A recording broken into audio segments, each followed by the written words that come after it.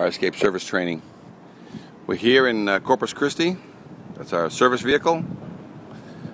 We're here at this job that we did at the Thomas J. Henry building, and we're basically touching up a fire escape that we had to leave in a rush in order to meet a deadline for the plane, because it was leaving at a certain exact time. So this fire escape has about 1% dirt on this thing, and a lot of it was just due to the grinding and the drilling of all the material. So this is an example of what occurs when you have to leave a job and all the shavings stayed. So look at all those. That's not surface rust coming from below, because these are all galvanized. That is surface rust coming from the shavings of the drill bits. So we have to now go through this thing and remove and touch up paint, obviously, because the client didn't, they're holding back 5%. But we got bolts, we've got a bunch of things that need to be touched on this fire escape. That it was too dark. I left here, it was probably 11 o'clock at night or something, and I had to drive to Dallas or Houston to get my plane. So now me and Bruno are here, and I'm going to go over just what it is that we have on a system here and what I'm going to be doing. So I'm going to explain how two guys that are sometimes your sales guys are going to get thrown out to basically do things like this because your service guys can't go, or a service guy and a sales guy. So Bruno, I'm going to explain everything that I bought. We have paint here in a box here that we left when we left the job for the client. So the client has some paint that we have here, and we also bought a backup quart of paint just in case. We have thinners, we have paint buckets, we have spray cans. I bought additional caulking in case there's going to be any caulking. So this is now my new station here. These are here for buckets. You can turn any bucket into a paint bucket, so you can clean the rollers on these things. I've got little brushes here that I'm going to use for painting, but there's also good little brooms. Okay, and we're also going to be using this bucket to use it as a washer. So we're going to use this to wash.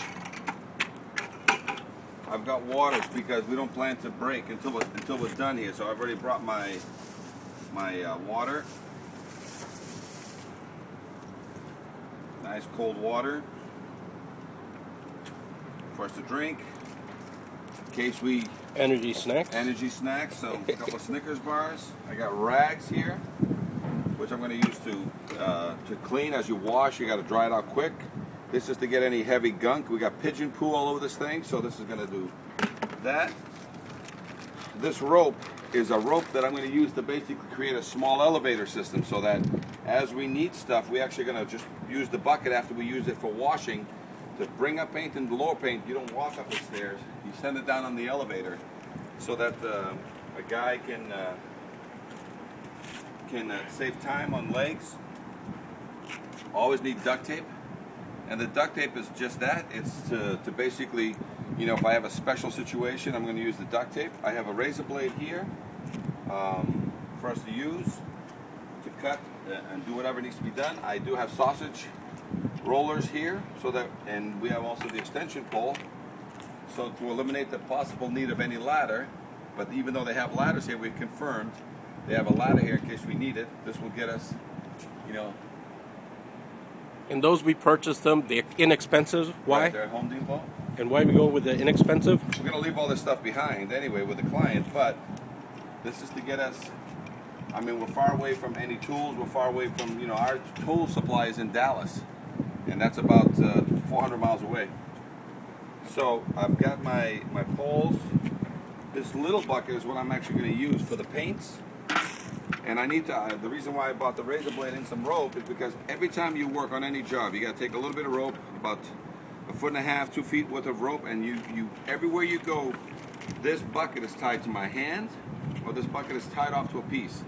Because anything can happen. You can kick this in any way, and as long as you control the paint, you never put more than 1 inch of paint on these things. Always keep 1 inch of paint.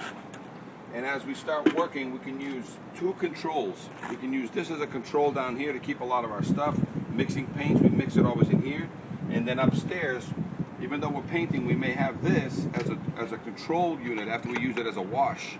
We're going to use this to, again, with a rope tied, so that as we accumulate and start creating trash, start creating anything, travel and send, this will probably become our elevator, so that I can send new cans up.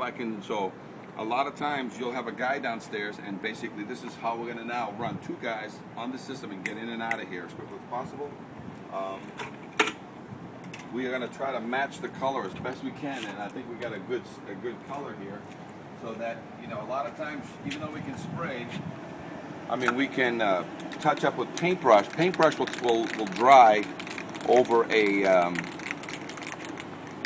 1 to 2 hour. This will dry in 5 to 10 minutes, if not less. It'll be dry to touch within a minute or 2, but it'll probably cure within 3 to 5 minutes, no longer than 10 minutes. She's cured.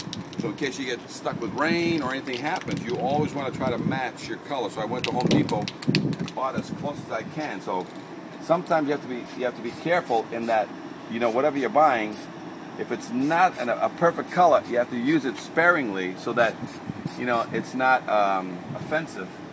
You know what I'm saying? The razor blade is also going to come in and help.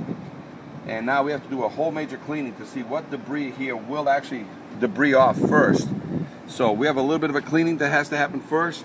Then we have a little bit of a paintbrush cleaning, then a little wash. Then me and him just come up and down this thing with these cans, and we estimate about 3 hours. Okay. So this is a little bit of training to say that, you know, anybody that's working in the field, they have to be able to mobilize. And this is a Rambo moment. You know, this is a MacGyver meets Rambo meets, you know, my top service guy.